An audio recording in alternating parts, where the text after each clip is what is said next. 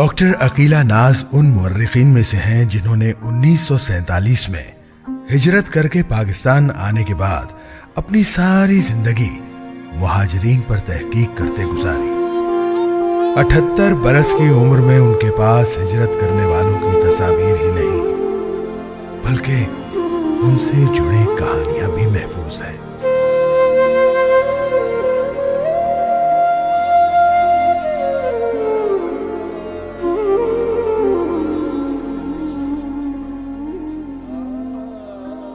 ये तस्वीर याद है उस सफर की जो मैंने चंद माह की उम्र में अपने बहन और भाई के साथ किया। बेसरो सामान, मौत से तहफ़्फ़ुज़ और जुल्म से निजात की राह का सफर। आज़ादी के इस रास्ते की ये मंजिल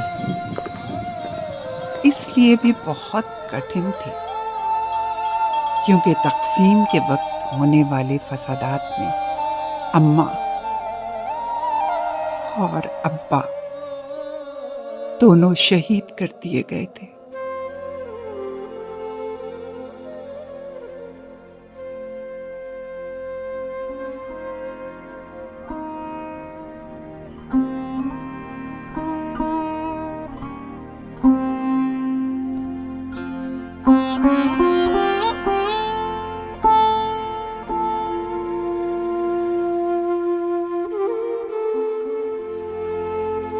उन्नीस 1947 में मुहाजिर कैंप में मुझे मिलने वाली 3 साला मेहरुन्निसा तक़सीम के फसादात के दौरान अपने माँ बाप से बिछड़ गई थी।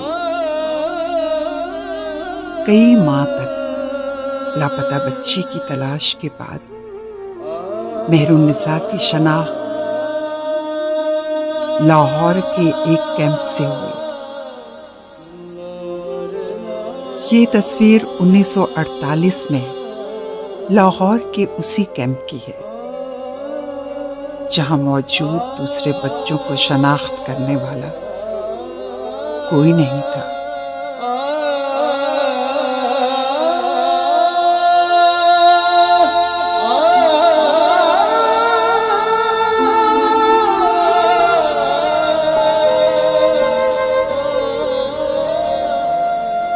पंजाब की सरहद पार बसने वाला ये खानदान 2 साला अब्दुल बासित का है। अब्दुल बासित कहानी सुनाते हैं कि फसादात के वक्त माल मवेशी लुट जाने और मकानात को आग लगने के बाद उनका कुल असासा चंद संदूकों में ही रह गया। ये तस्वीर हिजरत के उस लम्हे की है जब आज़ादी की खातिर ज़मीन, जायदाद, घर बार सब पीछे रह गए। बस नए वतन में सांस लेने का हौसला आगे बढ़ता रहा।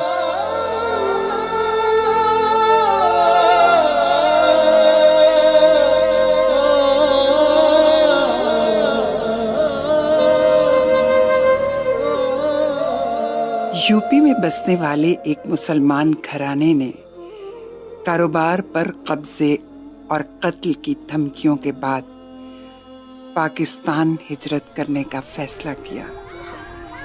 दौराने सफ़र उस खानदान की 7 साला दिलशाद के लिए मुहाजिर कैंप में दूसरे बच्चों के साथ कतार में खड़े होकर धूप और गर्मी में खाने के लिए इंतजार करना एक मुश्किल तजुर्बा था। मगर दिलशाद की अम्मा बिल्कुल ठीक कहती थी, पाकिस्तान जाकर सब ठीक हो जाएगा। मुहाजिर कैंप में गुजरने वाले दिनों की याद दिलशाद बेगम के जहन में आज भी इस तस्वीर की तरह ताज़ा है।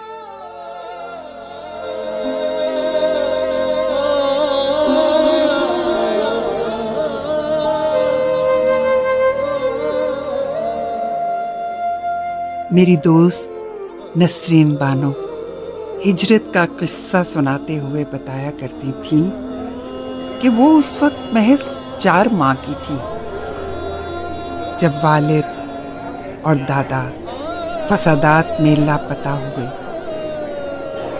अम्मा और दादी जान बचाकर पाकिस्तान पहुंचे। ये तस्वीर शायद उसी लम्हे की है जब उन्हें मुहाजिर कैंप में खबर मिली कि अब्बा और दादा शहीद हो गए।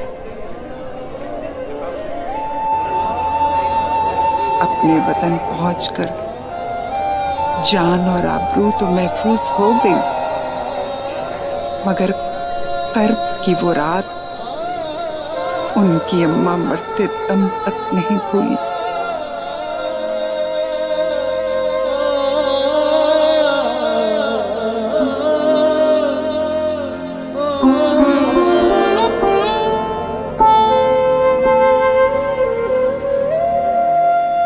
सैतालीस में दिल्ली से लाहौर आने वाली एक ट्रेन पर जब हल्ला बोला गया तो मेरे चचाजाद भाई 5 साला अमजद अली ट्रेन से उतर नहीं पाए और उनका पूरा खानदान लोगों की चीखों और दुहाइयों के बीच उनसे बिछड़ गया।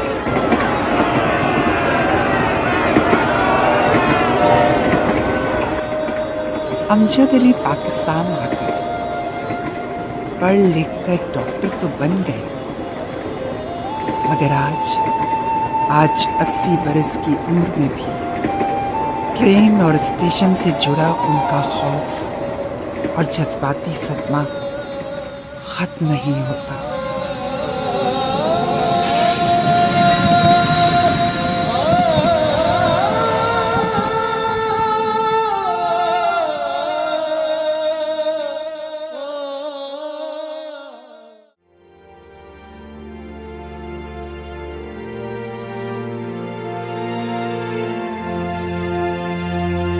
हबीबुर रहमान अपनी हिजरत का लम्हा याद करते हुए बताते हैं, पाकिस्तान आने के बाद उनके कदम इस सरजमीन पर पड़े तो वो वर्दी में मलबूस पाकिस्तानी परचम लहराते फौजी जवानों को देखकर बेख्तियार पाकिस्तान जिंदाबाद का नारा लगाकर उस जुलूस का हिस्सा बन गए।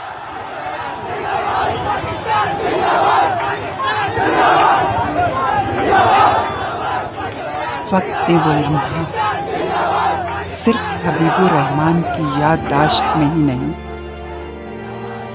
बल्कि तारीखी तस्वीर में भी महफूज करते